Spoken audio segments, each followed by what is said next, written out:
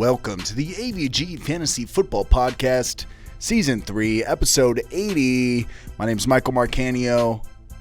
I'm here with Tyler Revelis, also known as Itsy Boy T. Give me that finger point, baby. Love it. I love it. Aerodynamic. Never heard of it. I've heard of it.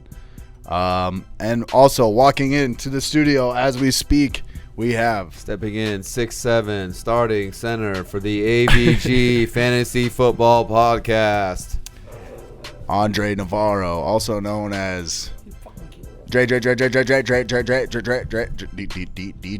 Idiot. Damn, yo. It's season 3, episode 80.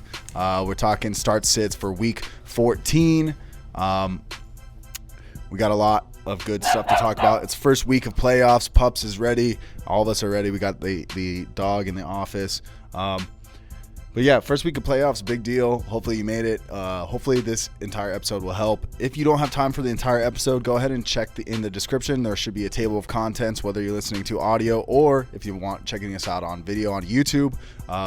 That table of contents has timestamps for when we talk about all of these players throughout the episode. So say you need some running back help, maybe some wide receiver help. Hopefully those guys will be listed below with and you can go and navigate through the episode that way. Timestamps are clickable on YouTube, so little advantage if you're a YouTube listener. Yeah, so go ahead and follow us on Instagram, Twitter. Ask us your questions if you have any. We've gotten a decent amount of questions as of late, so we've been trying really hard to get back to you guys all on that.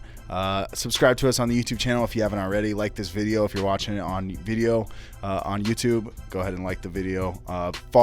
Give us a 5-star rating and review on the Apple Podcast app if you haven't already. It helps us out big time. If you're subscribed already to the Apple Podcast app, go ahead and unsubscribe and resubscribe. It helps us out in the algorithm big time. So before we get started, a quick moment from our sponsor.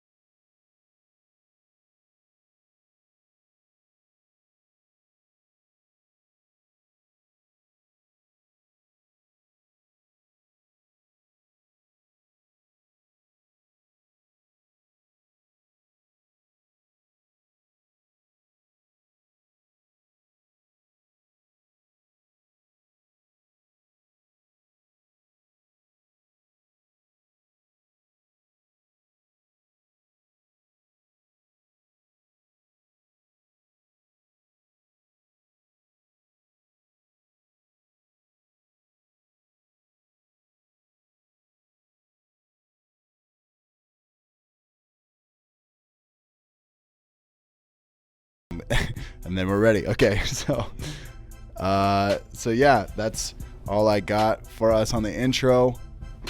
Let's get into it, boys. Yeah. Is there anything am I missing? Nah.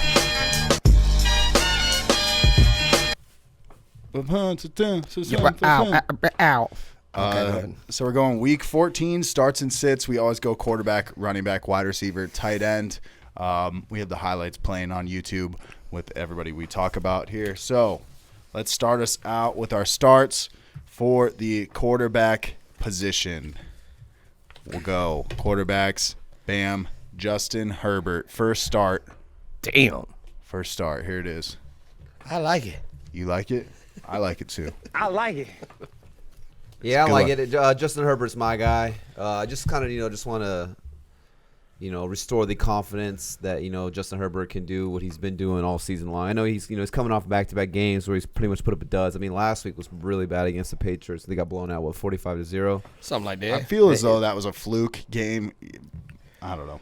But I mean, it's like a perfect game script for him to be down by so many points. You would think, okay, this is, garbage time, just to get in the end zone. But, I mean, don't quote me on it, but I remember seeing a stat or hearing a stat saying, Belichick's never lost to a rookie quarterback. So you got to think it's one of the best coaches of all time against, even though, he was hot like Hansel, it's still one of the best coaches of all time. He, the secondary for the Patriots, Stephon Gilmore, Justin Jackson, McCourty, all those guys, they're still pretty really good. Yeah, they're pretty really good. So, but yeah, just a tough game for him right there. But yeah, I like Justin Herbert this week. If you're in the playoffs, I wouldn't be shying away from him. I'd have full confidence in throwing him in there and, just expecting what he's been doing all season long. I mean, prior to those dud games, he's had 20 or more points in 8 of the 9 games that he's played. And the matchup is just juicy. I mean, they're going to be at home against the Atlanta Falcons. I know they've been playing better since they fired Dan Quinn. I think it's Raheem Morris who's the Raheem Morris. Yeah, Raheem Morris, the interim fuck coach. with So him. a defensive-minded coach. So, they've obviously turned it around there. But still, the Falcons aren't anything you're shying away from. They actually give up the most points to the quarterbacks, and they're allowing the 5th most pass touchdowns to the quarterbacks. So, yeah, I like Justin Herbert in this game. I mean, you're dialing up Keenan Allen. I mean, you got Austin Eckler coming out of the backfield, and then maybe another guy later on when we get to the receivers. Yeah. I like that segue. That was perfect. Yeah, great segue. No, I agree. Yeah, Justin Herbert, I think, even though he's a rookie going into the playoffs, I don't think it's too cute of a move. I think you're right. Comes back. Fantastic week 14. Believe it. I like the Chargers in that matchup, too. +2. I think Yeah. it went down to +1.5, but Chargers money line. Yeah. Plus money. Like it. Big Ben Roethlisberger. I know. I know it seems like sometimes I'm always picking Steelers players, but I have faded Steelers players as well. I faded James Conner in the past. I faded Big Ben in the past. So I'm saying start Big Ben this week. The guy's throwing the past 2 weeks over 50 attempts per game. I know it wasn't the craziest amount of points last week, but I do believe that the Bills' defense is much worse than the Washington football's defense. Washington's pass defense last week, they're really, really good. So I think he bounced back. I think the Steelers win this game, actually, obviously. But yeah, that's not saying much being a Steelers fan. But I think you can trust Big Ben. He's got a lot of weapons. I just would love a quarterback in my fantasy playoffs that has a chance of throwing the ball 50 times. Sign me up. Four plus receivers that are all very capable. I think they're going to come back. They're going to fix the drop passes problem that they had last week. I think it's better time for the Steelers. Better days ahead. Yeah, I mean, in one of my leagues, I'm down on Big Ben as my quarterback. And like you said, he's throwing the ball so much. I mean, if these receivers could just catch and hold on to the football, kind of get paid And or by do the what way, they're paid to do, then yeah, there's just even more points for Big Ben. With all these drops, Big Ben actually said this loss is on me, which I don't think it is, but I think it's mostly to injuries and the fact that they can't run the ball. But I think I like that he's taking accountability, and so he's going to adjust and make better options for these players. Maybe throw a little bit better passes that are more catchable. But He's like, I'm going to throw him a little slower so these pussies can catch. Yeah, maybe. I don't know. Or I'm going to throw it to different guys. Yeah, basically. It's his fault. He knew they were going to drop it. But yeah, so I like Big Ben going into Week 14. I think it's a fantastic start. This one's a little ballsy, but I like it. I like the energy. Phillip Rivers for Andre Navarro. Also known as Felipe Rios. Yeah, I mean he's been doing good the last 6 games, 11 touchdowns, 3 picks. He's thrown at least 285 yards the last 4 games. In the last 4 games, no less than that. Him and T.Y. Hilton seem to be making a connection. It's weird. He's kind of doing speaking to the Chargers, he's using Nyheim Hines like a little Austin Eckler. He's finding him in space, and I mean he doesn't have to push the ball downfield as much now. Excuse me. He can let these guys kind of catch the ball and run and do the yards after the catch thing. And like I said, I mean, 3 picks, 6 games, that's not very many mistakes, so you're not losing points when we're talking fantasy. So why not? Fire him up. Sneaker pick. I mean, not everybody has a fucking set-it-and-forget-it QB that's in the playoffs. I know that for sure. So, I mean, unless there's somebody else you like, but I'm just saying Rivers is a low-key. Low-key. Plus, and plus, you want to get guys that play in domes, too. So. Yeah, Instead of cold dome in the wintertime sounds pretty good to me. Yes. So, yeah, that's why. And we'll talk about another guy later. That's so weird. We paired them together. Okay, well, let's move on to our quarterback sits. We got this one's mine here. I got Baker Mayfield. Oh, after last week's game, you're just going to – That's exactly why, actually. That's the only reason? Nah, I'm just playing. No, so Baker Mayfield – hold on, let me get settled here. Browns going up against the Ravens. I think that a lot of people are going to think, they did. He killed it against the Titans. He's about to have this huge game again this week. I don't think that's the case. I think the Titans have like no pass rush. I think he had time. Look, I mean, we're watching this game right here. There's literally nobody around him. I'm going to be fading Baker Mayfield. If you're thinking about getting cute and playing him in the first week of playoffs, I'm going to say do not do that. Oh, shit, you like that. But, I mean, last week I said play Jarvis Landry. So, it's not like I'm trying to, like, I feel like there's this notion about me that I hate the Browns and whatnot. Well, I mean, you're a Steeler fan. I mean, right. But, like, it's not like I'm just saying it's like I'll try and be less biased. You're trying to be balanced in your You hatred. play the Ravens, correct? Yeah. So with that being said, you said you faded him, but you said start Landry last week. He's coming off 2 pretty good games. Yeah, and I'm going to be now that they're not playing in the dome. I mean, not in the dome, in Cleveland with all the wind and stuff like that. I didn't see who your receiver sits or starts were, but how do you feel about Landry? So I didn't have him as a sit because I still think he's actually a decent decent flex option in PPR leagues, but I don't see him as a light it up.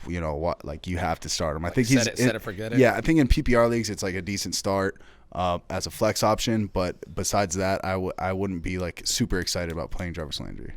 Yeah, I think against the Ravens. I think Ravens the first defense week is of good. the season, he went 5 for 61. I think it was 5 catches, 61 yards. That was with Odell Beckham. So, yeah, I would still feel confident playing Landry in this matchup. I'd say more PPR, I guess. Yeah, PPR for sure. I mean, Ravens defense is good, and and the Ravens in general seem like they're coming back a little bit too. Yeah, I think the Browns offense is, I don't know. Just curious of your thoughts on the receiving option. Yeah. But yeah. All right, let's go on to your guys'. We got Derek Carr. Yeah, I mean, kind of same thing. He had a good game last week too, so he balled. But no Josh Jacobs again. They're playing the Colts, which more of my reasoning of why I don't like Carr is for another person that I'll be fading later. I feel like they can just key in on a couple players and then eliminate, pretty much make them one dimensional because Devontae Booker didn't do much out of the backfield, so. I can see them just dropping back and letting them win through the ground. And if he's not effective, these guys are going to just be licking their chops when Derek Carr drops back. And they're not super strong in the receiver game. Henry Ruggs is a burner, so I mean, maybe big play dependent, but I just don't see Derek Carr replicating what he did last week, even close. So. Yeah, it'd be tough to trust Derek Carr. Yeah. With my playoff hopes on the line. It's win or go home right now. So and he looked good last week. You're not trying to get cute anymore, or try to play these on the fence kind of plays, Well, people like to get cute in the playoffs. Like they try to find these matchups. Like, I mean, I love Art. He sat Rams D because he's like, oh, I got cute and I started someone else. I was like, unless you're willing to live with it, go with go with what should work. Use the names, but also don't fall for big names either. The only time I think if you're in a spot, like I'm in a spot where I lost Gibson and I just really don't have an RB2, and it's like that in that scenario, it's like I'm going to shoot for the stars in that situation, but it's like in general, try and stay away from that, For sure. But yeah, let's go on to this is Tyler's sit. We got Matt Ryan. Mateo. Is this the week to sit him? This is him and Matt Stafford, the two Matts, Dude, I hate them both. are both the most insane quarterbacks to know when to start them and when to sit them. Placemats just get stepped on. I hate them both. Yeah, I'd be fading Matt Ryan. I really like the over in this game because I was thinking, okay, I liked Herbert as my start for the week. I figure, in LA, the Chargers are going to come out here and put up some points against the subpar Falcons defense. And, obviously Matt Ryan with the weapons, Julio Jones, Calvin Ridley, stuff like that, he can come out and kind of go blow for blow, and I like the over in this. And then you get the news today that Julio Jones is out. So one thing we've noticed is that when Julio Jones is not on the field, Matt Ryan is just not the same quarterback. I mean, and we've seen it with a lot of other, players. If Rodgers loses Devontae Adams, Michael Thomas goes down for Drew Brees. These guys just aren't the same in terms of, like, spreading the football around. You really need that elite playmaker here. But there's been 3 games on the season when Julio Jones has not played for the Falcons, weeks 3, 5, and 12. And in those games, Matt Ryan's point scores are 11, 7, and 14. Damn. So there's just no ceiling here for Matt Ryan. Now that I said that, he's probably going to come out and throw for 300 yards and 3 touchdowns, but I just wouldn't be willing to risk it. I mean, the Chargers' pass defense, they're pretty banged up. I mean, Derwin James has been out the whole year. They traded away Desmond King. But, I mean, Mikey Davis is there. We know Mikey Davis. Shout out Mikey Davis. They get Chris Harris Jr. back, and then Casey Hayward. I'm not sure if he's going to play or not, but he's still a legit corner. For sure. The Chargers have actually allowed the 5th fewest passing yards per game, only 215 yards they're giving up per game on the season. And then Matt Ryan, he's just been inconsistent. I mean, 4 of his 12 games, he's been over 18 points. So, I mean, that means 8 of the 12 games he's been under 18 points. I just don't like it. I don't see the ceiling here for Matty Ice. I'd be looking at other options if I could. Yeah. You're right on the over under too. Is like I feel like the Falcons are the sneaky team where you're like, oh, dude, this over's for sure gonna hit, and they always hit the under. What do you think that it seems like? Right after what's his name got fired, yeah, because the first few weeks it was a goddamn. They were covering the over themselves. They were giving up 40 a goddamn game. Yeah. I think you told me you're like, dude. They just stall when they get close to. I mean, that's why you see Young Koku lead the league right now in points, or he's the number 1 kicker because they are really good at getting to like the 20, 25, 30-yard line, but then they just choke in the red zone. Yeah, then they flatline. So, yeah. And then when you have a guy like Julio Jones is not playing, I mean, that's not going to be beneficial for the Falcons offense. Yeah. All right. We'll move on to the running back position. We'll go on to the starts first. Who's first? I don't even know. Let's see. Oh, it's me. So first start here. My brother. I got DeAndre. Okay, so I got DeAndre Swift. So DeAndre Swift might not play, but I love this matchup against the Packers run defense. One of the worst in the league. One of the worst. God damn it. So whoever is the starter, I think if DeAndre Swift starts, you got to play him. And in the event that he does not play, I think you can trust Adrian Peterson to find the end zone against the terrible Packers defense. Packers defense allowing the 3rd most fantasy points to the running back position out of all the teams in the NFL. So, on the years, that being said, either DeAndre Swift or Adrian Peterson, whoever's the starter, I think light him up. I would not be playing Adrian Peterson if DeAndre Swift's in. That's how I'm looking at it. 1-2, 1-2, 1-2. Gotcha, coach. Bang, gotcha, bang, bang, coach. bang, bang, bang. Gotcha, coach. But yeah, that's my start. All right, we're going to ride that thing then. Do that thing. All right, let's go on to MG3. MG3. Confused the shit out of me when you texted me your starts. Related to RG3. Took me forever to figure out what you were talking about.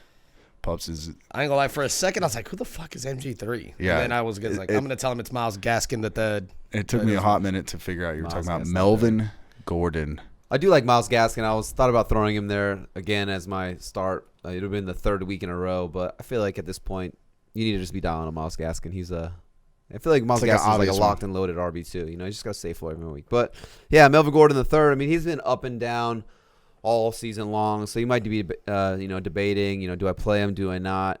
I guess just depending on the depth that you have at the position. But I do like Melvin Gordon this week. I think he can be a solid RB2 for you. I mean, he's coming off a monster game last week, 15 carries, 131 yards, and he just looked kind of like the fresh. Melvin Gordon that we expect him to be. Yeah. And it's a decent matchup. I know that it's in Carolina against the Panthers. They're coming off a bye, so you know, they've had extra time to prepare. But, I mean, they are allowing 4.6 yards per carry, so that's nothing to shy away from. And then on Pro Football Focus, this offensive line versus defensive line matchup is in the plus side, favoring the Broncos offensive line versus the Panthers defensive line.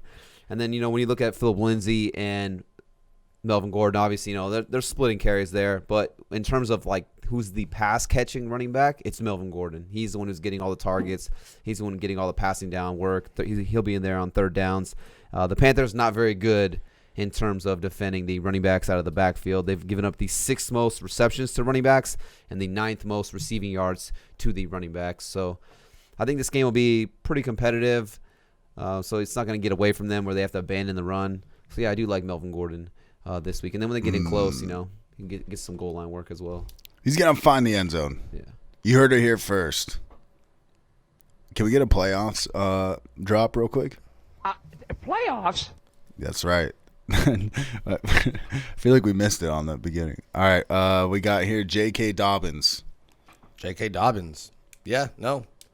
Start him. Yeah. I don't know if you guys watched last week when they ran for 600 million yards. Granted, it was the Cowboys, and I think Kyler and Tyler could have done the same. But J.K. Dobbins was one of my starts last week. Yeah, but, I mean, back-to-back games of 70 rushing yards and a touchdown. I mean, like I said, Gus Edwards did his thing also. You can clearly see Mark Ingram's just more like the you know, short yardage, move the chains type of thing. He's, you know, you can see he's lost a step or 6. But, yeah, no, I like they're finally starting to utilize him a little bit more and more. And I think this could work to their benefit as far as, you know, always having a fresh running back in there. If Gus Edwards wears him down, you can tell J.K. Dobbins is the best pure runner, but Gus Edwards is talented. But just through and through, I just like how they're utilizing him more. And, you know, back-to-back games of 70 yards and a touchdown you'll take. Yeah. So love it. And the Ravens as an offense overall look good. Lamar Jackson seems to have gotten, you know, a little bit of his swag back. Yeah. Just the combination of all those things leads me to believe. Look at those combos. Love it, dude. JK is no JK. He's no joke. No, you know? He's no joke. He's no just kidding. JK. Fire him up. JK Dobbins. This one's crazy. Young Giovanni. All right, this is my start for this week. I got Giovanni Bernard. Going up against the Dallas Cowboys. That's our pet werewolf. Don't worry about that. Yep. Keep going. I don't know if it's even picking that up, but Gio Bernard is going up against the Dallas Cowboys. You know, he hasn't been whoa, got to play him every week, but I think the Cowboys defense against running back position has been pretty bad. They're 2 away from the Packers, who I just was screaming about. Okay. Yes. So in that situation, I mean, sign me up. If I got a starting running back against you know, a defense that is just giving it up like Claire, you know what I mean? Like, I feel you, dog. Fucking, I don't know. It's just he's just gonna get lots of red zone touches. I was gonna say something inappropriate, but I refrained. No, you weren't. I refrained. Yeah, Andy refrained. I almost did Giovanni Bernard as one of my starts. But you left it for Daddy. I left it for you, Daddy, over there. But yeah, just some stats here. The Bengals have the 13th best run blocking line in the NFL right now, shockingly, actually. And then Dallas owns the 31st ranked run defensive line in the NFL. That is a weird stat because it's like when Joe Burrow went out, everybody's talking about, oh, they need to fix the line. Yeah. Obviously, it's a little bit different, but you know, versus pass protection versus. Yeah, I agree. I like this one too, Mike. Right here. Like I said, if one of you guys didn't take it, I was honestly feel it. Say his name, Gio Bernard. Giovanni Bernard. He has a dope mustache. I mean, what else could he ask for, dude? Sign me up. I'm thinking about it. It makes me tingle inside. He in just an appropriate way. I feel like every year he seems to find a way to make an impact in like fantasy. Like yeah. He always whether I feel Joe Mixon or just he'll have a good game. I don't know. I feel whether like it wins you 2 weeks, wins you the playoffs, whatever it is. I just feel like Gio Bernard finds a way to finds himself in fantasy relevance. He could be more than any other backup, dude. I swear. I feel like he could possibly be on the waiver, like a free agent as well in your league. Probably Yeah, not, so but if it could you're be. an Antonio Gibson owner and you're struggling to find a replacement, could be a nice little guy you can pick up off the waiver wire and slide right into. Yeah, Run a dude, mail slide right into. could be. Shafo. All right, so Mike Davis, next one here. Carolina Panthers, no CMC in the first week of playoffs. I mean, boy. Boy. Yeah, I'm going with Miles Davis' brother, Mike Davis, here. You got that? Yeah. But yeah, I like Mike Davis. Like Mike said, CMC ruled out again. Now it's his quad injury. I'm starting to wonder if maybe they just shut CMC down. I mean, he's dealt with the ankle sprain and then the shoulder, now the quad. It's like, at what point it's a do quad you thigh? I don't even know just what paid it is. him X amount of money? I mean, What is the at what Panthers' point do you record? just say, hey, are we going to make the playoffs? Most likely not. Like, we got to think about the future and next season, and maybe just let this guy rest and get healthy. That's how I feel about Julio Jones too. Like, he keeps trying to play every game. Bro, just fucking sit down for 3 weeks and let that damn body heal. Like, bro, every time he gets tackled, he gets up. He's like, oh, like he can't walk. I'm like, bro, do what they're doing to CMC. He's old. Bro, I mean, he's 30. So old. And I guess this last CMC injury, he was doing a workout like on his own, like either at home or like just by himself, and he tweaked it, like he got hurt. It's just like, I think, it's just take it as an L. Wash. This year's a wash. There's been him, Joe Mixon, Saquon. There's been a lot of might as well be Zeke's a wash. Yeah, there's been a lot of running backs this year where it's just like, just charge it to the game and come back next year. For sure, yeah. With that being said, though, I do like Mike Davis in this matchup. I mean, if you got him, I know he's last couple games, or he had a stretch where he came out and he was like Hansel, so hot right now. and then a couple games where he just was not as hot. But then, I mean, the last 2 games, 21 and 18 total touches. I mean, like I said, no CMC. DJ Moore is going to miss this game as well. He's on the COVID-19 list. That's just going to open up more options in the passing game for Mike Davis, a guy who's very capable. He's got multiple games of 5 or more receptions. And then the matchup's pretty decent right here. You got the Broncos, who are allowing the 7th most rushing yards a game. They're giving up 131 yards on the ground. I mean, extra time to prepare because they're coming off a bye. They're at home. And then the Broncos are tied 8th in terms of the most rushing touchdowns allowed as well. So, yeah, I like Mike Davis. And then one more stat here, #interesting stat. It says Mike Davis makes at least one defender miss on 25% of his runs. That's the highest rate amongst all running backs in the NFL. Whoa. It's pretty good. Whoa, great. I love Mike Davis. I think we see the Mike Davis that, when you first picked him up off the waiver wire, he was balling. I think that's the Mike Davis we get. Great stat. Great stat. Great start. Mike Davis. He has 52 catches out of the backfield, which is solid. Yeah. 52 is a good number. Sure is. Let's go to the next start here. You got Duke Johnson Jr. Another one pretty quick. Yes, they're playing the Bears.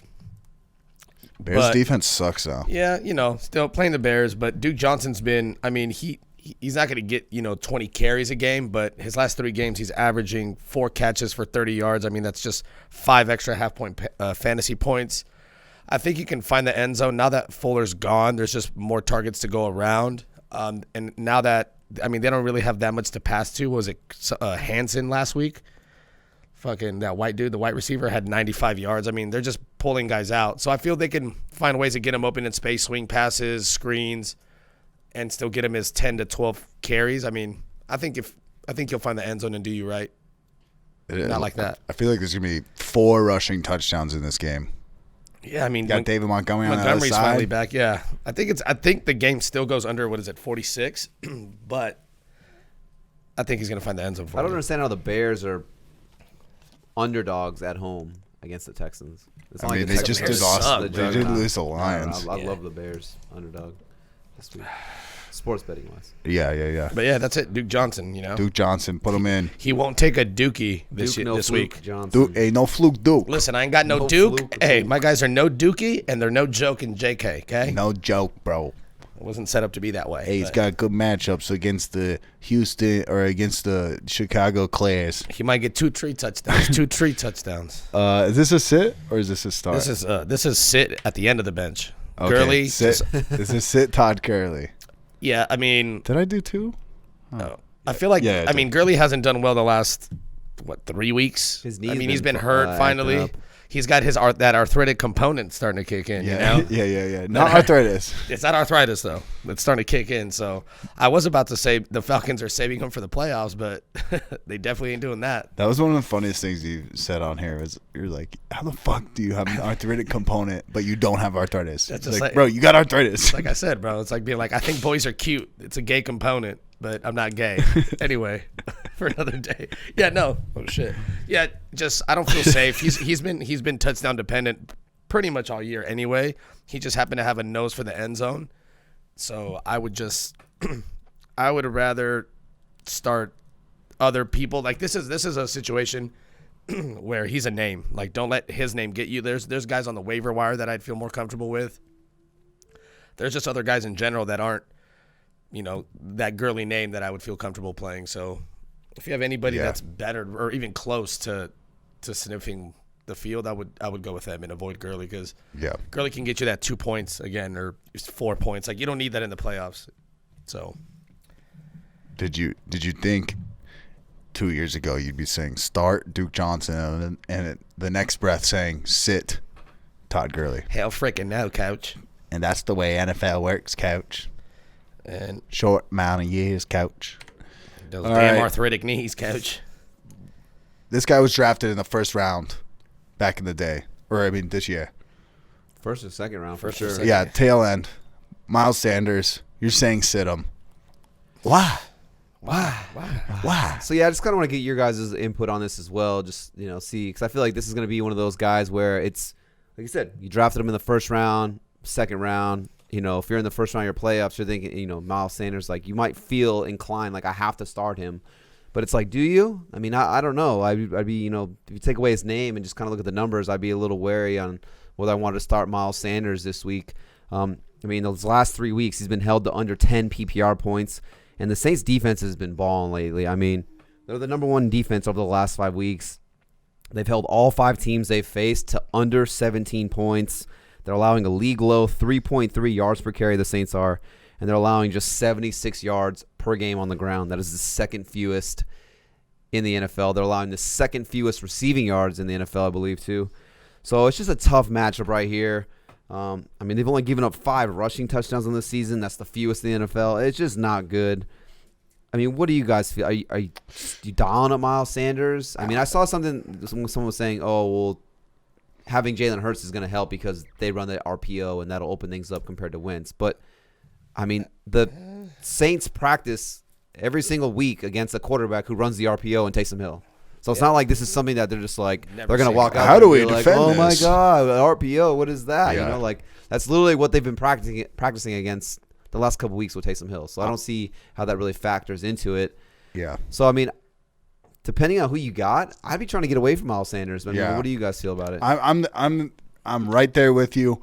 I think Miles Sanders is not who I want to trust in my playoff games against the Saints defense. The Saints defense, like you're saying, is really good. They're real. They're alive. They're like Woody from Toy Story, dude.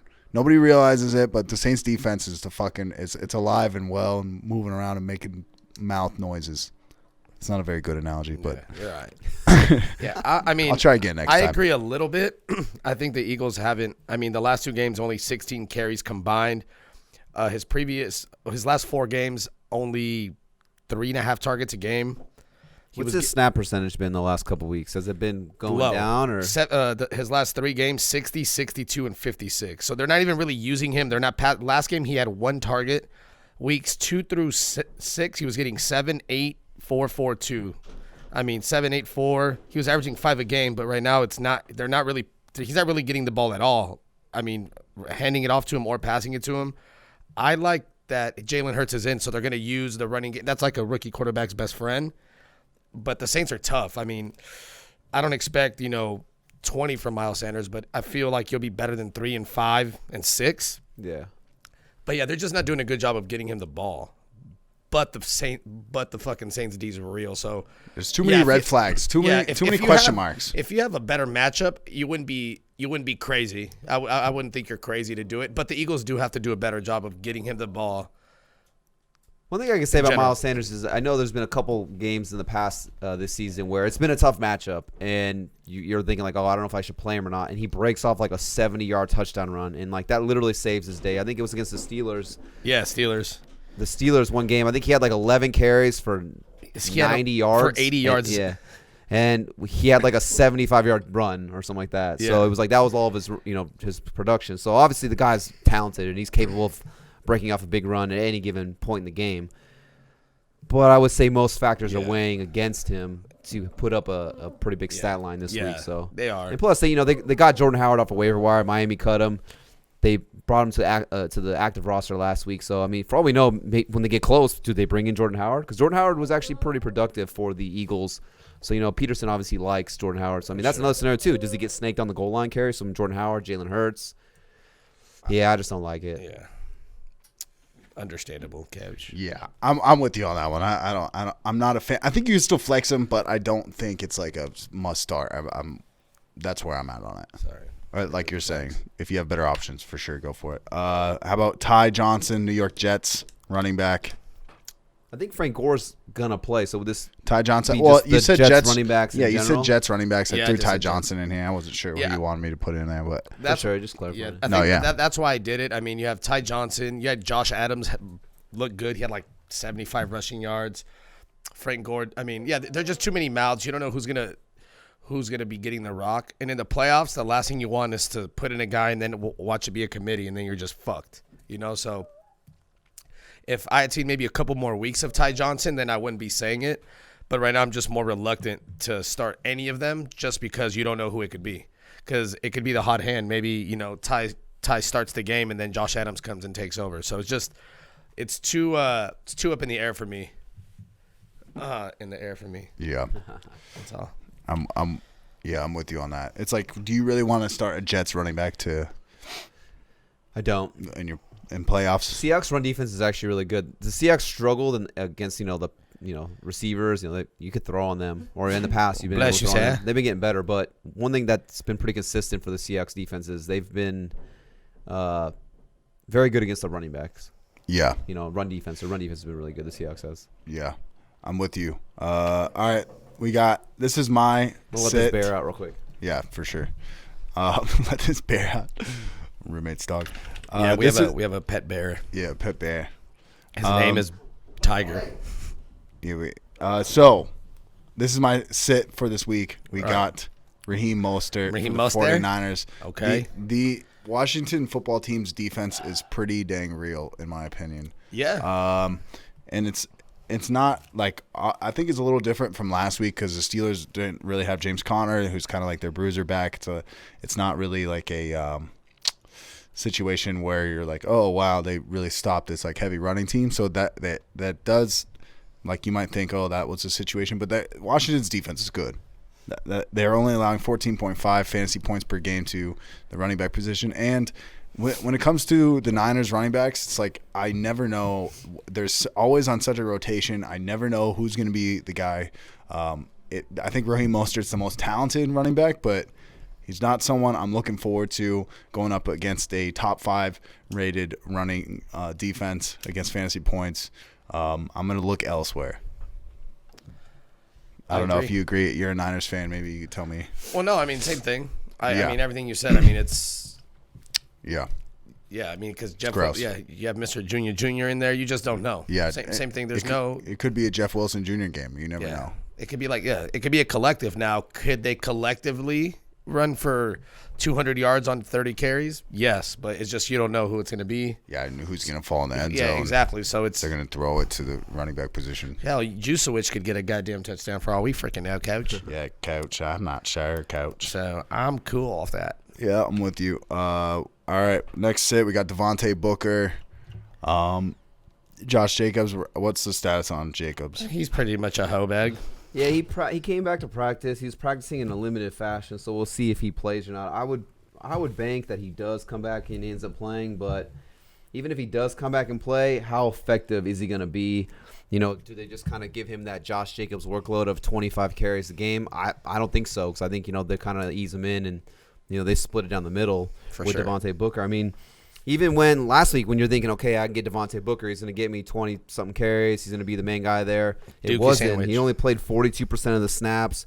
You had Jalen Richard get involved a ton.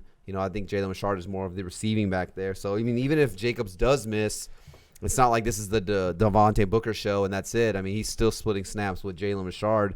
And then it's a tough matchup against the Colts defense. In the games when DeForest Buckner has played, they're only allowing 68 rushing yards per game, only 3.5 yards per carry a game, and only 6 rushing touchdowns allowed.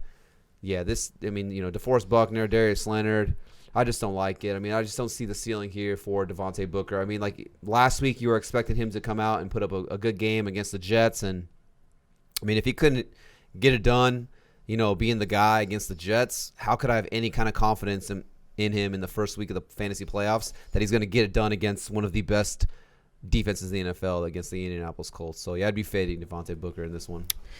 Yeah. So it wasn't the waiver wire ad everybody thought it was going to be. Apparently, collectively, we don't think the Raiders are going to do very well this week. Yeah, Derek Carr. We still got another one coming. Barstool would agree. I disagree. Wait, who's the other one? Did I miss it? No, he's coming up, you fucking rad tad. Oh, in the wide receivers? Yeah. Okay. No, in the next position. Oh, that's right. I was like drawing blanks. I thought I forgot to add somebody in our templates. All right, let's go on to the wide receivers. That was our sits for the running backs. We're on to our starts for the wide receiver position. Let's go first. Jamison Crowder. We got the clam chowder.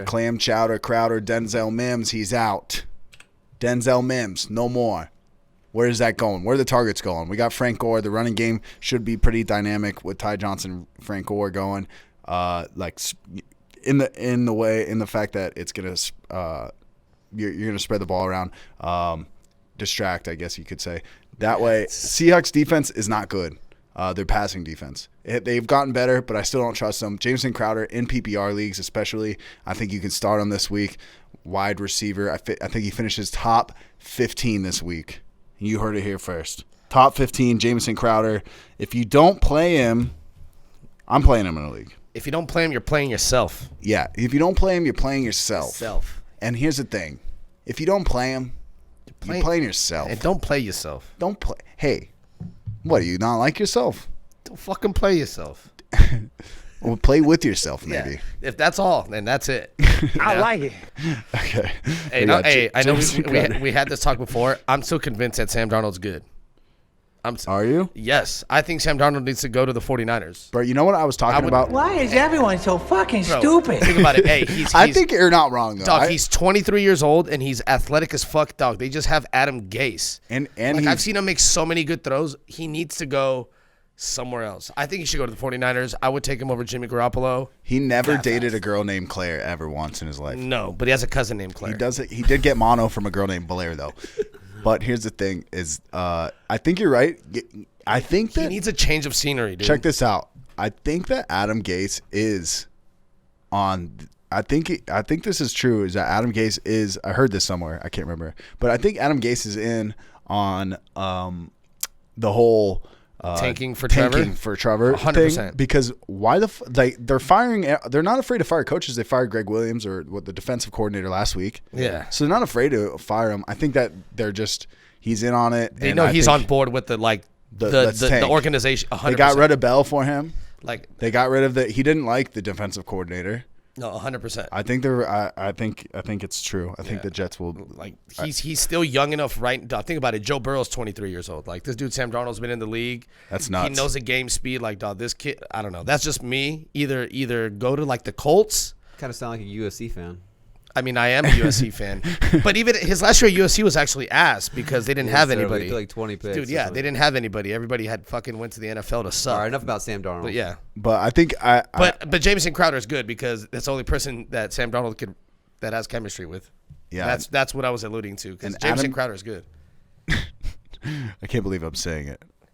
Adam Gase, he might turn around there. All right, start Corey Davis. Whose is this? This is me right here. Start Corey Davis. He's probably available. I feel like we talk about him every single week on the waiver wire. He's a great number 2. Doesn't get picked up at all. But, I mean, last week he was the number 1 wide receiver overall last week. He put up a monster game. It was like 181 yards and touchdown. I mean, the guy's just been so consistent. He's had 10 or more PPR points in every single game except one. That was the game against the Chicago Bears where he puts up a goose egg. But, I mean, you guys at Ridley's put up a goose egg. Will Fuller put up a goose egg. You know, and those guys that each and every week they were balling. You didn't shy away from playing them just because they did that 1 week. So, yeah. And then this is kind of interesting right here. So, I mean, when you think of, like, you know, the Titans, you think, okay, A.J. Brown's the 1 and then Corey Davis is the 2. You're thinking A.J. Brown's, like, got to be like a top 10 wide receiver and Corey Davis maybe top 30. But on the season, in ESPN and PPR leagues, A.J. Brown, wide receiver 23. Corey Davis, wide receiver 26.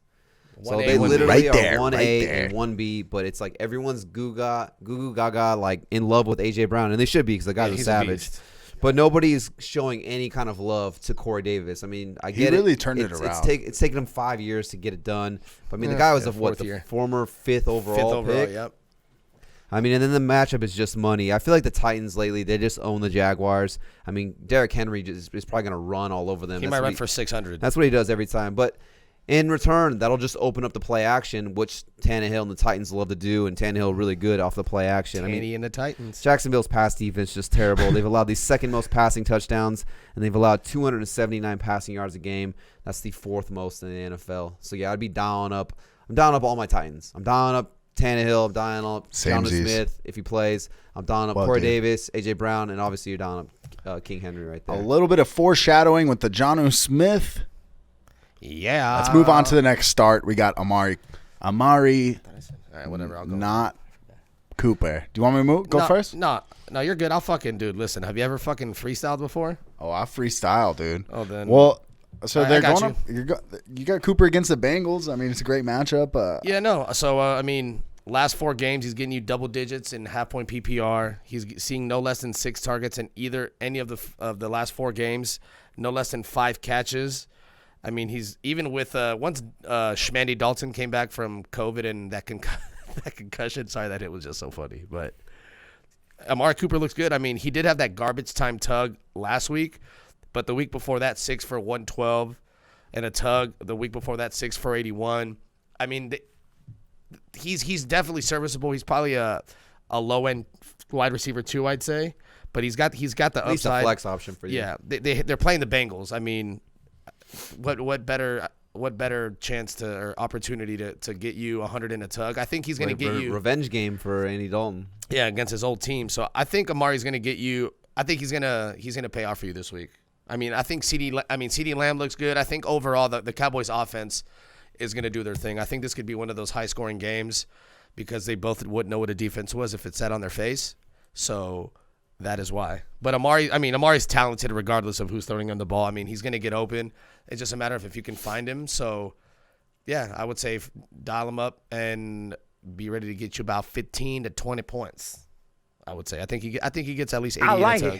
So I realized what I messed up on. My bad, dog. You're good. Cole Beasley's a beast. Yeah. I'm throwing it in here so you can talk about it. Yeah, I got it quick. He has 66 catches on only 82 targets this year, which is actually pretty fucking wild. I think I saw something. He has the highest catch percentage in the NFL for certain players. Is that what you're saying? Yeah, and he just broke the record. This is funny. I saw it on Good Morning Football. Shout out Good Morning Football. He just broke the record for this last game against the Niners. He is the leading touchdown receptions leader all time for players 5'8" and under all time. He just passed Darren Sproles, I guess. So I mean, doing his thing. 28 targets last 3 games, averaging 88 receiving yards. He's becoming more of he's like a 1A, 1B with Diggs. He's out there eating. He has 4 games of over 100 receiving yards. He's a number 20. He's a number 20 wide receiver in half-point PPR leagues, and he's been all over the waiver wire up until 3 weeks ago. Yeah. How many? John Brown on IR, so it just opens up more targets to go the Beasley's way. Yeah, and Gabriel Davis is more of and it's weird. He has 5 catches or 25 catches, 5 touchdowns, so he's more touchdown dependent. So where Cole Beasley, I mean, he's on pace to get you about 80 catches this year for about 1,000 yards. So I have a question. I have an answer. How many wide receivers are 5'8" and under in the NFL? There isn't many right now. So it's I'm just thinking of that. And think about it. 5'8", on paper that the NFL writes, because the NFL be giving inches. You know what I mean? Like they definitely do. So Cole Beasley's like a true 5'8". Yeah, Marquise Brown weighs like maybe 2 pounds. Yeah. And they say he weighed 200 or one something. Get the fuck like out of here. 190, Maybe or some maybe shit. soaking He's wet. like 160, dude. Soaking wet in like a denim suit, maybe. But all right. yeah. But Cole Beasley, he could be a league winner. So definitely. I screwed that up, man. I've totally dude, forgot. you fucking didn't. We just freestyled it, dude. Come on, You're right. You're right. We're on the fly. Blah blah blah blah blah blah. Zing. All right, my start here, Antonio Brown. I love this start right here. I was thinking about him too. Dude, so going up against good. Well, it's like I No, wanted I'm just to kidding. put Bucks receivers, but I feel like Chris Godwin and Mike Evans are somewhat of a given. But I really do think this matchup against the Minnesota Vikings is great. It's in Tampa Bay, great, probably decent weather. Vikings defense is not. It's not what we like to call it horny. A leaky faucet. It's not horny. It's not a horny defense, okay? They're just giving it up like Claire, third worst against fantasy points per game to the wide receiver position, 28 points per game. Yes, this could go to Mike Evans and Chris Godwin, but I think you're going to be happy going into the game, especially PPR leagues. I think you should be happy if you're getting over between I think he gets 15 points at least this week. I think that's what I'm going with. PPR leagues, 15 to 20 points. I think at least 15 points in a half-point PPR. Light it up. Antonio Brown, wide receiver. Yes, that's what I like. That's that shit I do like. Vikings defense, not good. Giving up 19 touchdowns to the wide receiver position on the year. That is the second most in the league. That's a lot. Yeah, I like AB. I mean, like in PPR especially, I know last week he didn't have a good game, but I mean, prior to that, the other 2 games, he's putting up some solid PPR numbers. I think he had 13 points pretty much back-to-back games. Yeah, I think he can get you that safe floor of 13. And Brady loves him. Yeah. So ride it with me. Ride me. No, don't ride me. But ride with me on the Antonio Brown hype train. Or just another random question. What? Do you think they keep all 3 of them next year? No. No. Do you think so? Which one goes? I think they're Mike Evans? I think this team falls apart next year. They could potentially franchise tag Chris Godwin. I think AB has nowhere else to go. I think he's kind of like, hey, this is where who else is going to pick him up? Obviously, the only reason he went there is because Brady. Yeah, but Brady I think he's a good enough receiver that if they could keep him. Godwin's on a contract year, so it's like, does he want to get paid? Do they franchise tag him? If they franchise tag Godwin, then they'll probably keep all 3. But because they got Scotty Miller and Tyler Johnson still. So me and you, we like Tyler Johnson a lot. So it's like, man, they have out of Minnesota, so their receiver room is just so fucking crowded. I'm like, dude, I don't know how they can pay them all. I would just want to, because I think they're gonna let Mike Evans go. Yeah, my brother, we're Dolphins fans. He really wants Chris Godwin. Yeah, the Dolphins. So I mean, who knows? Maybe if they don't franchise tag him, he wants to get a nice little payday. Dude. Maybe he does. Maybe he stays in Florida. Bro. He just goes a little south. I just read doing mocks that just for later, but I saw that the Dolphins are going to get Rashad Bateman. He's a fucking monster at wide receiver. So I hope he goes to the Dolphins because he would be the number 1. He would just eat. Yeah. So that's for another day. He's a beast. He's like AJ Brown. But anyway. Later on. Let's go on to this is a start here, Mike Williams. Yes, this is my start. And, Mac. Come on, Big Mac. Big Mac. I said it earlier when I was talking about Justin Herbert. I said there'd be someone later on we talking about. So this is it. This is it right here. Now, before I get going, he is boomer bust. So you're taking a gamble here, whether but that's what he's been all season. He's been a guy who come out and get you 20 plus points, or he's going to get you under 5 points. So I mean, you are rolling the dice here. You are taking a gamble. I mean, for example, I'm in a league where I'm going against, a guy. He's got a pretty good team. He had Cam Akers going Thursday, so he's already up to a good lead on me. Should be a good matchup, but I'm just like, hey, do I go for the guy who's okay? This guy can get me 5 for 50 and a touchdown. Maybe get me 16 PPR points, or do I go for the guy who can get me 100 yards and 2 touchdowns off 5 catches and get me like 30 burger? Yeah. I'm gonna shoot for the fences with a guy like Mike Williams here, and the matchup is money. Everything I said with Justin Herbert. The Falcons' pass defense, not very good at all. I think Herbert has a massive bounce-back game. Yep. And then hashtag interesting stat right here. The Falcons have allowed the most 20-plus yard receptions in the league. And when you think of what Mike Williams is, he's the field stretcher. He's the guy who goes deep. He's actually has the 7th highest yards per catch at 15.9 yards per reception. That's the 7th most, like I said, for players who have 50 or more targets. I mean, go get Mike Williams. You know, and here's the thing too. I think I said it when we were doing the waiver wire episode. I mean, he's 38% available in ESPN leagues. Even if you're like, okay, he is boom or bust. I don't want to play him. I don't want to take that gamble. I just don't like that. Go pick him up and throw him on your bench, because the last thing you want to see is you go to check your matchup and they get him, and your opponent has Mike Williams in his lineup and he puts up a 20 burger, a 30 burger, and you're thinking like, are you fucking kidding me? Mike Williams just scored 30 points on me. You're gonna be pissed. I'd rather have Mike Williams score 30 points on my bench than 30 points against me. 100%. So I mean, at least you probably got a roster spot you could burn. I go get him and just throw him on my bench. That way, at least he's not gonna do me any harm. My opponent can go out and grab him potentially. But yeah, I do like Mike Williams. I'm gonna take the gamble this week on him. Then he comes out and puts up a big stat line for you. Hey, if you're a gambling man, I agree. Put in Coach. Mike Williams. I agree. Update. By the way, Jamison Crowder didn't practice today, so there's a chance he's out. Well, then fire up Tyler Ravellis. Fire up Tyler Ravellis. Start T.Y. Hilton. I love this. We talked about him a lot on the waiver wire episode earlier in the week. Yeah. T.Y. Hilton. I mean, yeah, kind of like T-Rev. I kind of did the QB wide receiver stack. So crazy. So on the season, he has 84 fantasy points. He has 37 of those 84 points in the last 2 weeks, which is wild if you think about it. It's like 45% in 2 weeks.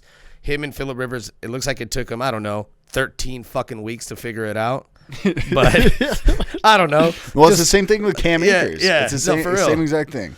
For sure, because, I mean, I've never had T.Y. Hilton. Finally took him this year, and I dropped him after week 4. He sucked. But, I mean, back-to-back games, he has 12 catches for 191 yards and 2 touchdowns combined in the last 2 weeks. He's seeing 8 targets an average of 8 targets over the last 2 weeks. I mean, he looks good. I mean, he looks like T.Y. back when he was with Andrew Luck. And, I mean, their offense is moving. He's finding the running backs. And then T.Y. Hilton, he's finding him in the end zone. I mean, I think he can reward you with another one against a super leaky Raiders offense. So I expect T.Y. to find the end zone again, actually, for the 3rd straight week, believe it or not. I really like T.Y. Hilton, especially against the Raiders. I mean, the Raiders allowed the Jets to score on them, put 27 points on them. So, that being said, I mean, I love it. Yep, T.Y. Yeah. T.Y., start him.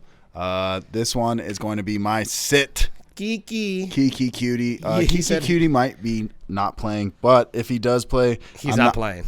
He's not? No, I'm saying if he does play, right. Yeah, don't start him. Texans going up against the Chicago Bears. Teams have been putting up some points against the Chicago Bears, but their pass defense is actually pretty good. What's the 4th best against fantasy points per game. And then Keke Coutee, I think a lot of people are going to look at this past week and be like, oh, this is the guy. But I don't think in this matchup this is going to be the guy. I think that it's going to be a rushing game. I think a lot of running points. And I think that the Texans pull ahead in this game. And I think that they're going to get away from the passing game a little bit. So that being said, I'm fading Keke Coutee. I think this might, if anybody's going to do well in this game, I think maybe Brandon Cooks. But that is my perspective on that. So I ain't mad at you. Sit. We got Eagles receivers. I didn't know who you wanted me to put in here, so I put the Eagles banner. So who do you got for Eagles receivers fading this week? I'm finna fade all of them boys. Alshon, trash. Fulgham ain't done shit since Reagor came back. Reagor looked good. He had that punt return that sparked him. It's just the Jalen Hurts thing. I want to see it. I mean, they're playing the number 1 defense. I still think it's fucked up. They're throwing him into the fire like that. But you know what? He is a vet. He's been through all kinds of shit at Alabama. So if anyone's going to be prepared for it, it's him. I just want to see it first. So another one, I don't want to get cute with any of those. I'd rather just sit back and watch. I wouldn't play any of them at all. Even the tight ends. Goddard was good because Wentz would, or even Ertz, he would pepper the tight ends with targets. But I watched Jalen Hurts. He threw a couple balls to the tight ends, not really though. He's kind of extend the play, scramble out, and look deeper down the field. But I just want to wait and see. So That's what I think. Yeah, I was just gonna say I like Jalen Hurts. I'm excited to see what he could do. Like I said, it is a tough matchup against the Saints, but when he got drafted, obviously it's a weird situation where they have Carson Wentz, but I mean for them to go draft him in the second round, they obviously saw something in Wentz that they weren't too confident about going forward, and something they like in Hurts too. Yeah, I mean in Hurts is, I said it before, he's kind of like a poor man's version of Lamar Jackson. I mean, a guy who's built like a running back, but I mean he's arguably a better passer than Lamar Jackson. So I'm just curious to see what Jalen Hurts can do. Yeah, me too. And then see what happens next year. I mean, obviously the cap situation with Wentz, they can't really cut him, but it's like, do you have this $27 million quarterback just sitting on the bench? I mean, that's an expensive cheerleader, Yeah.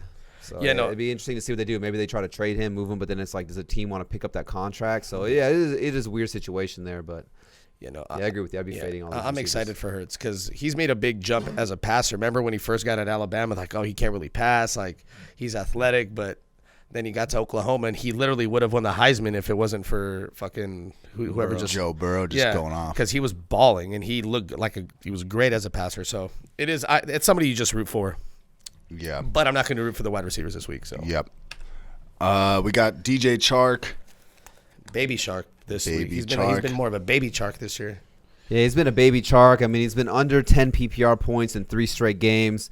I mean, that's not trending in the right direction as we head into the first week of the fantasy playoffs. I mean, he just hasn't been the same without Minshew. I mean, who knows what's up with Minshew? I know he had the thumb injury. My fingers hurt. His fingers hurt. Nice, I mean, they go to Jake Luton, and then you bring in Mike Glennon. Tall quarterbacks, they just work, right, Mike? Yeah, Mike Glennon. Tall quarterbacks. Brock Osweiler, tall quarterback. Remember how paid Mike Glennon got too? Yeah, they he paid did. him. Yeah. But I just wouldn't feel confident. Like I said, he's coming off 3 bad games. I mean, the Titans' pass defense isn't anything you're like scared of, but I mean, they do have Malcolm Butler. They trade for Desmond King. Got a couple of good safeties there in Byard and Kenny Vaccaro. So I mean, it's not like they're terrible. I just don't like this, and we've kind of seen Glennon. I don't know if it's just he's used to playing with Colin Johnson, the rookie out of Texas. Obviously they're like second, third string guys, so maybe he just had more reps with him. But I mean, Colin Johnson, I think it was 8 and 6 targets in back-to-back games. So you're kind of seeing him get a little bit more incorporated as well. I just don't see the upside here with Chark, and I don't want to take the gamble of a guy who's not, like I said, he's not trending in the right direction. So I'd be fading DJ Chark. Fade him. I like it. All right, let's go. Sit. This is my other one here. We got Brandon Aiyuk. What, blood? I know, crazy. Hadouken! Ding. I think you can still possibly flex him. I just do think that this front seven with Washington is really good. I think they're going to get a lot of pressure. Is Nick Mullins or I think they're going with Nick Mullins. Yeah. And Nick Mullins has 10 turnovers his last 8 starts or games. So I he's really do. apt. I do think Washington can upset in this game, and I think that do I think Brandon Aiyuk can find the end zone? Yeah, definitely. Maybe they chase a little bit. But I think it's going to be a competitive game. I think it's going to be low scoring. Just with the turnovers, and Washington is not like the most explosive team. So that being said, I'm going to be fading Brandon Aiyuk. I think you can maybe flex him in a PPR league, but I'm not excited about this wide receiver for the first week of playoffs. I think I would be looking elsewhere. No, for sure. Yeah, it's just like hashtag sketch. It's just, I mean, and the Washington football team, like you said, they are a good pass defense. I'm still not sold fully on it, but I mean, they did their thing against the Steelers, but it's like, did they really though? Because they dropped 50-11 passes. You know what I mean? Yeah, I mean, I feel like, and you know what I mean. This is what I tell people. I'm like, they just played the Steelers, who dropped all these balls, and they've played the Eagles twice and the Giants twice. So it's like, but their front line. I mean, I remember we talked about it before the season. Their D line was going to be good, and we said it was. And then once they got Chase Young, it's just like with Chase Young's so good. I remember saying they're like going to be like the 49ers this year, like with just like a good D line. They don't have to blitz, so they can drop back 7. You know what I mean? Yeah. And Ayuk's a rookie. He's doing good. I agree with that, like you said. But just this week, like you said, just don't get cute. But by the way, you see ASU just beat U of A 70-7. Was it 77? 70-7. Yeah. And that's so Arizona's 0-5. They just covered the over themselves. Jesus. Yeah. God. That's pretty wild because it's just like, I don't know. That's a rivalry game. You would think you want to get that shit close. Yeah. I mean, it was -10, but that's, they're not afraid to put these lines at like -30 whatnot. I think Arkansas is like minus 30. Well, I bet you that's Or the plus 30 or whoever took that. Alabama. That's the easiest money they've ever made. Yeah, I did a parlay, but I accidentally added I added Arkansas on it on accident. Oh, Money not Arkansas against Alabama. It was on accident. This one's sit Michael Pittman. Is this one yours? No, it's T-Rev. Oh, okay. But, I mean, we could answer it for him. Yeah, I mean, Michael Pittman. I think he might be looking. T-Rev's getting ready for a hot date.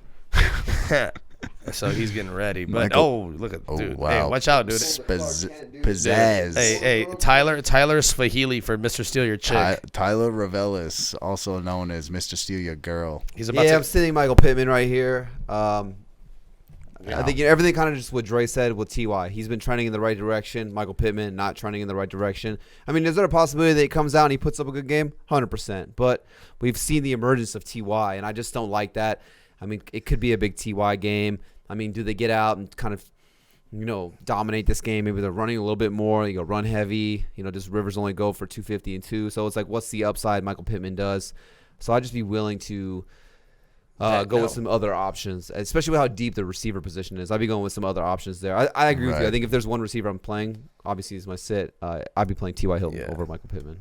Nuts. Which is crazy because 3 weeks ago I wouldn't have touched Ty with a 10-foot pole. Yeah, being held by Michael Pittman. Nuts. Knuckin' futs. I do like Michael Pittman in fantasy or just future in general. So, but not this week. That's a good luck. All right, let's move on to the tight ends. Week 14. We'll go into the starts first. For the tight end position, we got first up Bazinga. He's going homer pick. Mike. Some like Gesicki. him. Some don't. Tyler loves him. Why? Tyler said, you did say earlier in the year that Mike Gesicki's dead to you. I'm never playing him again. Well, when you do what you did last week. But here he is. He's starting him in week 14, first week of playoffs. Light up Mike Gesicki. Hey. Light him up. Yeah, I mean, we're kind of seeing. Like a Matchbox car. Yeah. I mean, we've seen, obviously, in the games where Gesicki gets targeted, I think it's like when he gets targeted like 5 times. The guy puts up some solid numbers. I mean, he's not the most dynamic player in terms of route running and creating separation, but what he is good at is making these crazy catches. I mean, if you saw it last week, he makes this. He's pretty much doing the Air Jordan logo where he's extending all the way out, and he just palms the football, and he takes a brutal hit, but he holds on to it. I mean, the guy, he gets a touchdown for you, so he's a great red zone weapon here. I mean, he had 9 catches, 88 yards, and a touchdown last week on 11 targets. And I think it's just a big correlation. We kind of saw it towards the tail end of last season when he balled. When there was no Preston Williams, it was Devontae Parker, and then Mike Gesicki's the next best pass catching option on this Dolphins offense. And we're back to that, square one in a sense in 2020. You got Devontae Parker, but then after that, it's you got Jakeem Grant, but I mean outside of them, it's Mike Gesicki who's the next guy, and maybe you could Smythe or great red zone option right here. And I'm just thinking, I mean, they're playing against the Kansas City Chiefs, and this is going to be a real test, especially as a Dolphins fan. I'm really excited to watch this game just to see how our defense can do against these Super Bowl champs and that high-powered offense. To see that. Obviously, Dolphins defense has been balling. Xavier Howard's, leading the league in interceptions. We're top 10 in pressure rate, top 10 in sacks. We've had a turnover 18 straight games. So the Dolphins defense has been balling. But, I mean, it is Mahomes. It is the Chiefs, so I'm expecting them to put up some points. And I think if Miami wants to contend and keep up with the Chiefs, Gesicki's going to have to be a large part of why, they're moving the football because Devontae Parker can't get the ball every time. Our rushing attack is okay. But, I mean, we're going to have to rely on Tua Tagovailoa and Gesicki to make some connections here. Guy. Alkaline water. And then, so I like Gesicki this week. I mean, especially when you get into these, back-end tight ends, after – I mean, Kelsey obviously is in a different area, but I mean, once you get past, the 5th tight end maybe, you get to 6 to 12, I feel like it's a crapshoot. And so just give me the guy who I think has the highest opportunity to, get me 50 yards and a touchdown. I think Gesicki's, got as good of a chance as any tight end this week to put that up. But, I think that was the best catch of the year if DeAndre Hopkins didn't catch that game winner. Against the Bills. Yeah, the D-Hop one's got to be, especially for the magnitude of what it was. But style points, fucking give it to Gesicki all day. That was a gnarly catch. That was nuts, dude. I was watching the game with you. Crazy. The more I watch the highlights, he reminds me of a Jimmy Graham.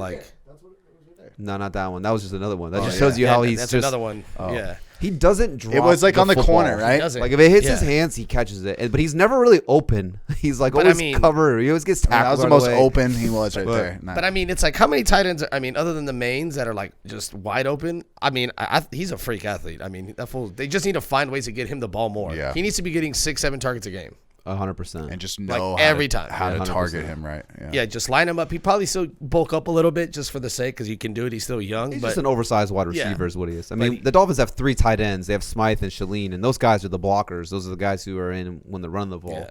So he's listed as a tight end, but like I said, he lines up in the slot a ton. He's a wide receiver. yeah. He's an oversized wide receiver. Yeah. he's good. He's like He's a matchup problem. It's like the opposite of Chase Claypool. It's like Gesicki got named a tight end. You know what I mean? And like Claypool, you could make Claypool they try the to make, argument. Yeah, they And- try to make him one. They try to make him a tight end. Right. It's wild. All right, this is my start. I got Jonnu Smith. This might be an obvious one to some, but not always. I don't. I think some people might be writing off Jonnu Smith as not the guy, but I think Jonnu Smith is going to come back this week and fucking do great going up against the Jaguars. The Jaguars are one of the worst teams in the against one of the worst against the tight end position. They've allowed 9 touchdowns to the tight end position on the year. It's a pretty decent amount. I think Jonnu Smith finds the end zone at least once in this game. It could be ugly. It could be 3 for 20 and a touchdown. It could be 2 for 30 and 2 touchdowns. But I think that Jonnu Smith becomes the guy in the red zone they lean on, and I think it's a great matchup. You light him up. It sucked he was out last week, but this team I think targets a tight end the most in the league. At least it was that way early in the season, and you could see it with last week. I think Anthony Frisker, the backup, came in there and had actually I think like 50 yards and 5 receptions. So that being said, man, yeah, fucking light up Jonnu Smith, dude. Yeah. It's a great one. All right, let's go. Logan Thomas. Is this a start or a sit? This is a sit right here, right? That's a start. Is it a start? Yeah. I don't know why I was. My sit was Waller. Oh yeah, that's right. It's all good. I'll go in. Ow. Ready? No. Yeah, that's Logan, what. Okay, yeah. No, yeah, Logan Thomas. I mean, started off he started off pretty good, getting a lot of targets, and kind of fizzled off, and now he's back. He's averaging 12 half-point PPR points in the last 6 games. So, I mean, that's a good sample size as far as for consistency. He has 4 touchdowns in that 6-game span, and he's coming off a career game, 9 targets, 9 catches, 98 yards, and a touchdown. I mean, he's a big body, 6'6", 6'7". I mean, the Washington football team is 3-1 under Alex Smith. He's looking his way. I mean, he's been productive. He's low-key the tight end 8 on the season. He's reached the T-Rev magical 5 touchdown threshold. I mean, yeah, he's throwing touchdowns. He's throwing touchdowns, chucking balls into the crowd because he played quarterback. Nice. I mean, yeah, no, he looks good. I mean, he this is one of those guys where he's not the name, but he's been putting up the numbers to where you're not crazy for playing him because he's been doing his thing. And the thing is, he's raw to the position. He got drafted as a QB, so he's still learning. He's 27, but I mean, he could. Yeah, I mean, it looks like he's learning. It takes tight ends sometimes a while to for sure get adjusted. I mean, dude, think about it. He went from a quarterback to blocking. Like, that's nuts. Yeah. But now, no, it looks like he's hit his stride, and I mean, you get a top 10 tight end. Why the fuck not? They're playing the Niners. I mean, what the hell? Yeah, I like it. Especially with no Antonio Gibson, they might be passing more. Yeah. I don't know, coach. Yeah, I mean, Alex Smith likes those little underneath. He played with Travis Kelce, he played with Vernon Davis, and back in the day. So he's definitely known to hit his tight ends 1 or 2. He likes his tight ends. He likes the tight ends. He likes tight buttholes too. Oh, he does. He's a wide receiver. All right, let's go sit. We got Darren Waller. This is pretty nuts, but I'm not mad at it. I like it. All right, I got some heat. All right, talk shit. All right, so Colts, the number 1 pass defense against tight ends. So I went to look up. I was like, well, what have they done? So I was like, let me see. Last week, the tight end, 2 catches, 10 yards. Week before that, 2 tight ends collectively, 3 catches, 30 yards. they've only given up 1 touchdown in the last 5 games, and that was to Tanyan, and that's when it was like a broken extended play. If you remember, where Rodgers scrambled around and found Tanyan just wide open. Yeah, I remember. He had 5 for 44 and a touchdown. Tennessee, again, 2 tight ends, 3 catches, 19 yards. Week before that, Baltimore, 2 tight ends, had 7 catches for 68 yards. So I did the averages. The last 5 games, the Colts have given up 4 catches for 34 yards and a fifth of a touchdown, which ain't shit. 1/5. So they're giving up 6.4 points and a fifth of a touchdown. That's not shit. And that's in a half-point PPR league. Obviously, you see Waller. I know I sound crazy, especially if you listen because I'm a Waller guy. But, yeah, I mean, 4 catches for 34 yards in a 5-game span, and they faced Mark Andrews, Jonnu Smith twice, Robert Tonyan. So they faced good guys, and they're locking them up. Yeah, they only have 1 receiving touchdown from tight ends on the year. That's crazy. And that's Tonyan. So yeah.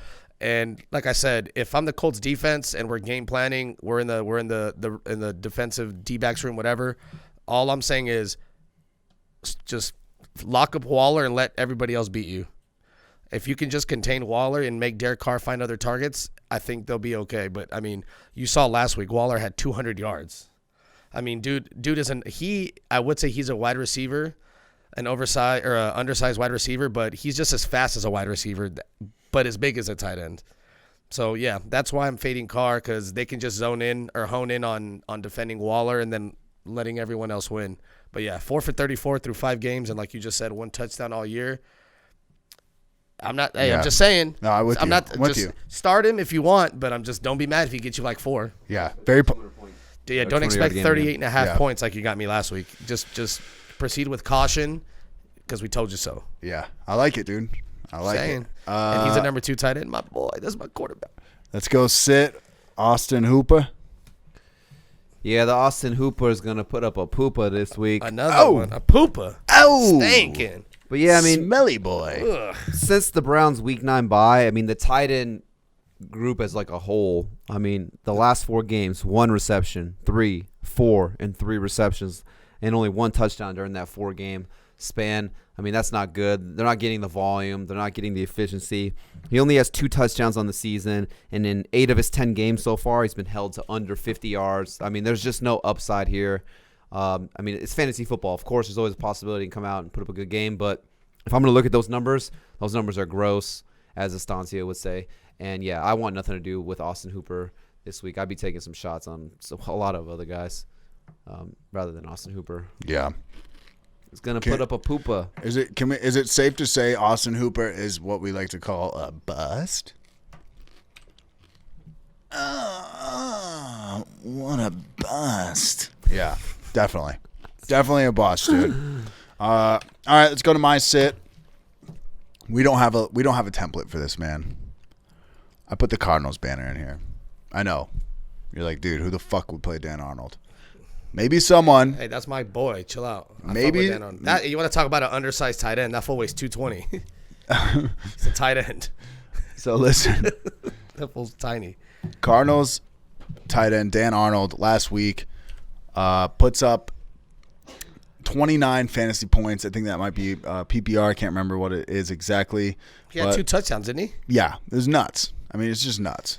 It's nuts. As you can see, the length of the highlights video is 25 seconds. So, but that being said, I just don't get cute and be like, oh yeah, if you're in a spot and you want to play somebody like a tight end, don't go Dan Arnold. All right, look elsewhere. Don't trust it. I don't think he had a touchdown going into that game.